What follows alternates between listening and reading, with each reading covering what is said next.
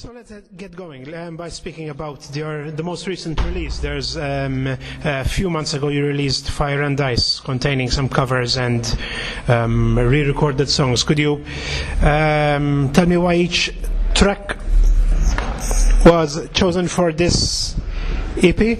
And Fire and Ashes has been out for several weeks now. We released it at the end of July, and the idea was to have something in between the last record that we did, the Sacrificium record from 2014, and the next record that we plan to release in 2016.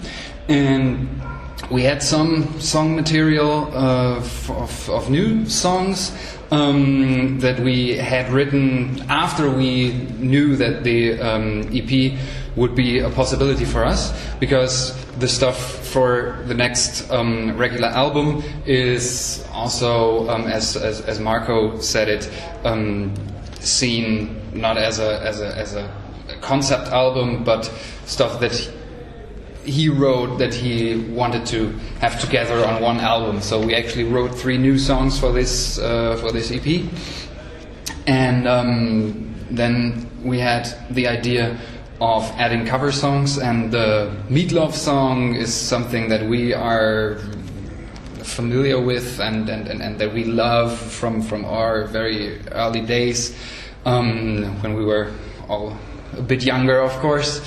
And we thought that it was a good idea to record this song because we're fans of it, and also we like the twist of turning the parts around with a female main vocals in this case, of course, and then the male counterpart. And how come the Sonata Arctica cover? The Sonata Arctica cover is something that we are really happy about, because we toured with these guys, and that was actually our first US tour that we ever did, and it was, of course, a great experience, and the guys are really great, and the same, at the same time we had a request to contribute a song for a Sonata Arctica tribute album, and luckily we were chosen to, or given the opportunity to record one of their classics, because we were supposed to be one of the main acts of this tribute album, which is a big honor for us, and so we were really happy to get a pick of the songs of our choice, and so we went for Don't Say a Word.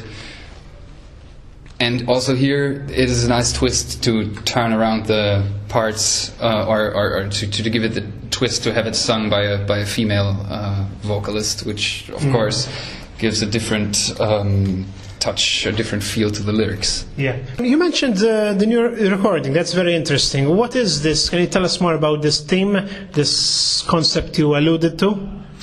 It's only something which is so far strictly musical. So it is just a bunch of compositions.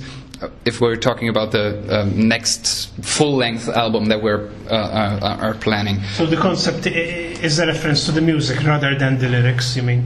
Yes. Yeah. Okay. A bit like India, it had that Oriental feel, and I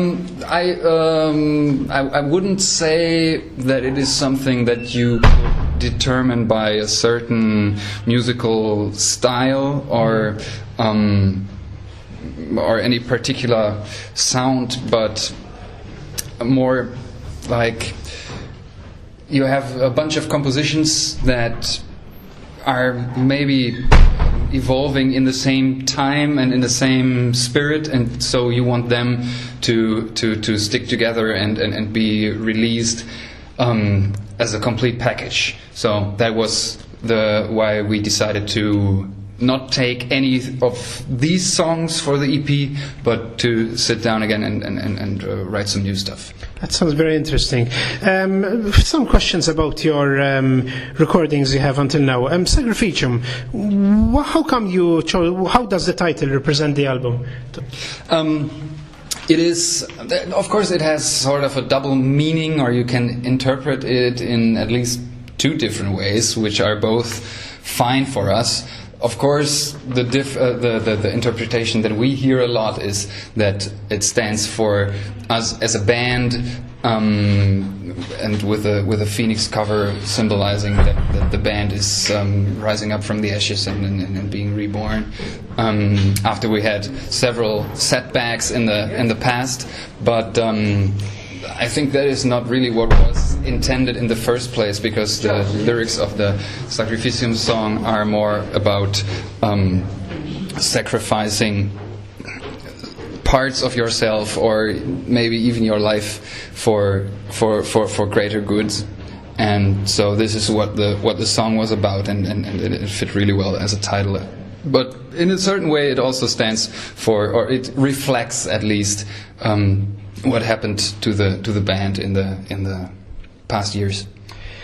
I understand. I think, unlike by the way, I hope I'm pronouncing the band name right. It's Xandria, right? I think it's... I've always pronounced it that way. Yeah, I always thought that it was a good thing that this is a band name that is kind of differently pronounced in every country. Yeah, my country of origin, the X has a sh sound. Yeah, so are you Portuguese? Close, Mediterranean. Malta. Okay, yeah.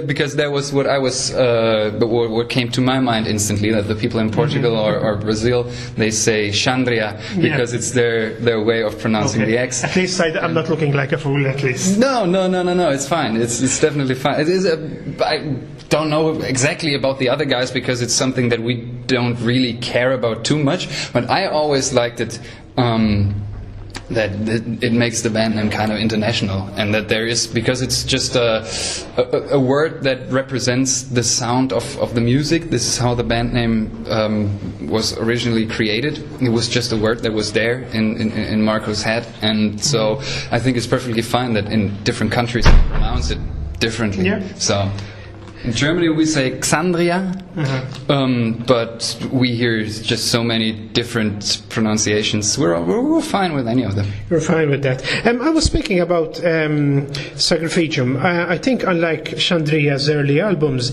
it doesn't feel like a collection of good singles, but the album seems to have its own musical identity. I was wondering what you think of this. Well, actually, of course, I like it as a compliment, and I feel I feel the same way. And I think that this album also shows that we arrived at a certain standard after we decided to play this kind of music, or to implement more elements of the symphonic metal after 2008, when we had this break. And our singer left, and we were struggling to... You're referring to Manuela, right? No, actually now I'm referring to Lisa, because in 2008... 2008, yes. Yeah. So then we had this break, and we had to come up with new ideas, and we felt comfortable with the idea that we would play a music which is more of the metal kind, and which is also a little more interesting for us as musicians to play. So we went more in the metal, symphonic metal direction. It was quite clear. And had really fun playing it, and then in 2012 we had the chance to release the Never Will's End record, which was our first statement in that direction. And we are really glad that with the Sacrificium we could show our fans, and also the people that did not know us that well before, that we are following this path, and that is something that we want to do and want to continue to refine also. I mean, I don't know how you're going to take this comment, but I compare Sacrificium and even the previous album a lot to Nightwish of Taret Runin. I don't know if this bothers you, or if you think it's helpful for fans to know what the band is about. I definitely take it as... I mean it as a praise, in fact, when I say that. I don't mean... Thank you. And I didn't take it as an offense, because of course it is undeniable that when you play symphonic metal with a female singer, Nightwish has to be a reference. You just cannot get around it. And luckily we all like the Nightwish sound of the Taya era and also the stuff after that. But this was more of the kind of music that we wanted to play, and I mean references to the big names of the genre should always be seen as a compliment, as long as it doesn't involve copying someone else, and this. Is the first aspect about it is that we all like the music. The second aspect is that so many people came to us saying that they are attracted to our sound and to our band now because we're playing a style that nobody else was playing at the time that we came up with Never Will's End. And so that we got the feeling that we really hit a spot, and that the need for this kind of sound was there, and so it made us twice as happy, of course, because it was our choice to focus more on a metal kind of music, on a music that we like to play and enjoy playing, and then on the other hand there are the people saying, yeah, this is what we need.